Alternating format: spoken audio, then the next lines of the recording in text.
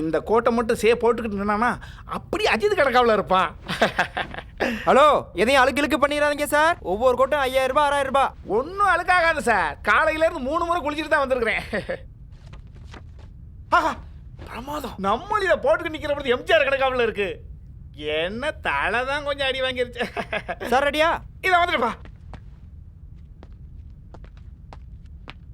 கொஞ்சம் அப்படியே தலை தலை அப்படி நேரம் வைங்க. தலை நேரம் வைங்க. கொஞ்சம் இப்படி. ஓகே சொல்கிறேன்.